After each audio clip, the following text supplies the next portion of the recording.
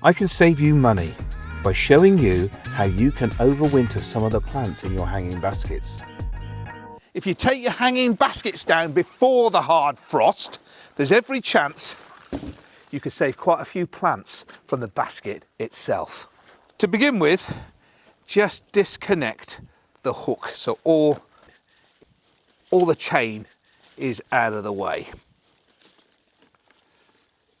So next I'm going to actually tip the contents of the basket all out. So I'm looking for an area that hasn't got too much foliage because I'm going to roll it onto that side, just over here, giving it a slight nudge, and as you can see, it's coming away from the basket itself. I have to lift this up a bit, rest that there.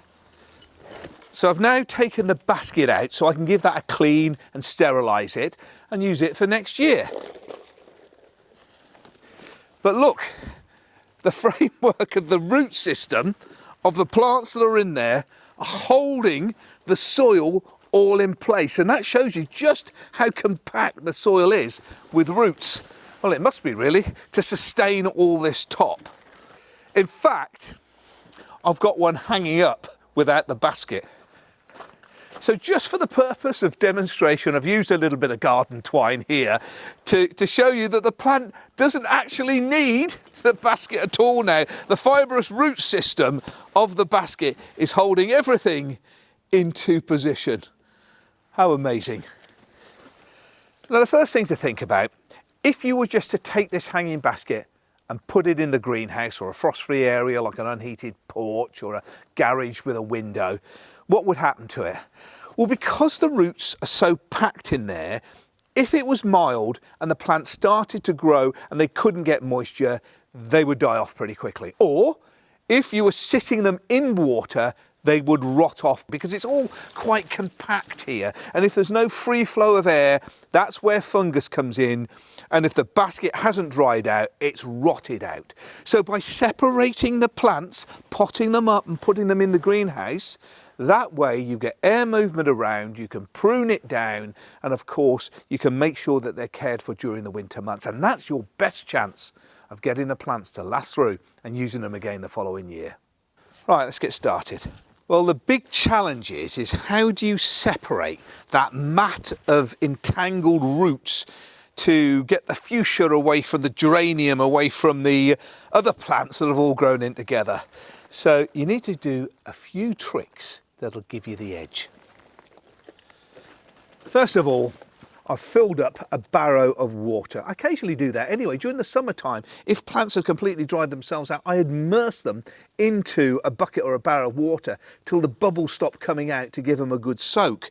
But now, of course, it's not about watering, it's about moving.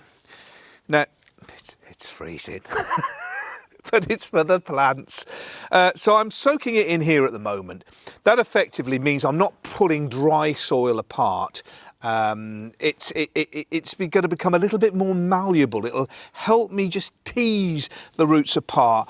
So I'm going to leave it in the barrow here for about 5 to 10 minutes to soak up the water. So when I start to separate the plants, I'm dealing with moist compost, not dry, crisp, hard compost.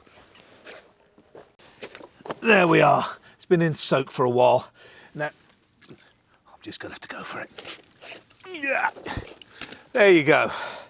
So, it's all moist inside.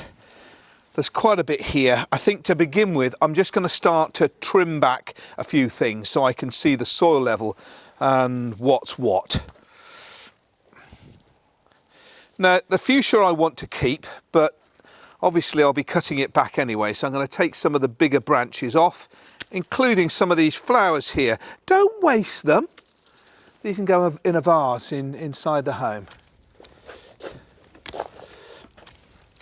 Next, things that I'm obviously not going to be keeping, I'll cut those out as well. There's a little Lipsomachia here as well. I didn't see that first of all. Saw it trailing at the side, so I'll have a go at that. There are some labels in here, so the fuchsia's labelled. And the geranium's labelled, that's pretty good. So when we planted them, we put the labels in. And I think that's another little fuchsia on its own at the side, so that's an additional plant. Okay, tackle the edge first. So we're not keeping the petunia, so I am teasing the plant apart. There we go. And that is the petunia. They don't really overwinter that well, but they compost, so that'll go. So nothing's going to be wasted here. There we have it. That is the verbena. Look at the flowers in there. So I'm just going to proportionately trim the top to a small part. I'll give it a better trim once I've potted it, and that's ready for potting up. So just tease my fingers in and come away. See how easier it is if the compost is wet. Now looking on that, I've got Lysomachia on one side and a fuchsia on the other, and I'm just going to, as if I'm breaking bread, I suppose. That's a good analogy. Just separate out a fuchsia to be potted up, and then a lovely trailing plant as well. They can be potted up. I knew this was getting too easy. This is where I've got trouble. I've got, what have we got here? I'm trying to pull away plants that are not going to be part of what I'm trying to keep. And now I've got the begonia, the fuchsia and the geranium, and they're pretty tied up together. Look at that. And I don't want to damage any of the roots of any in particular one, but what am I going to go through first? Now, the begonia has very brittle stems, so if I try to pull that around, I've got every chance of it completely just snapping off. So I'm going to try for the fuchsia first, and it's the biggest plant. There we go. Well, that's not bad at all. I've got quite a bit of root for that fuchsia. That fuchsia stands a pretty good chance of giving me great colour next year. So finally, left from that big hanging basket is the geranium and the begonia. I'm going to favour the geranium. Okay, 1, 2, 3, 4, 5, 6, 7. I've got 7 plants to pop up. I've got a lot of great material, both foliage and compost for my compost heap as well. And I better get cracking getting these into their own little pots. I'm recycling some pots. What was this? Hydrangea was in this, so I've given it a clean out and a wipe with some garden disinfectant. So I'm reusing as much of the plastic pots as I can. And you don't want to choose too big a container, because you don't want to end up with a massive container that ends up holding water on and rots the plant. So just choose something proportionately. So in here I need a little bit more soil. I don't really want to take any of the root off the base.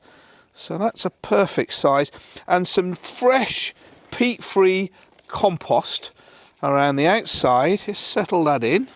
Give it a little bang so it just naturally takes the compost down rather than forcing and damaging any roots, and that's it. From being crammed in that hanging basket to having its own open space, that's great. I like to remove a few of the branches just in the middle to make sure I'm getting a good airflow through the plant. And if there are any flower buds, like the some just there, I just pinch them out. There's another one there. I don't want the plant wasting time producing flower out of season. If it does want to grow, I like it to produce some extra roots so it gets in. Now that moves into a frost-free area, and there's no reason why when it doesn't come to spring, that sprouts. And instead of a little tiny geranium that I first planted in, now I've got a much bigger plant to produce bigger and beautiful effect.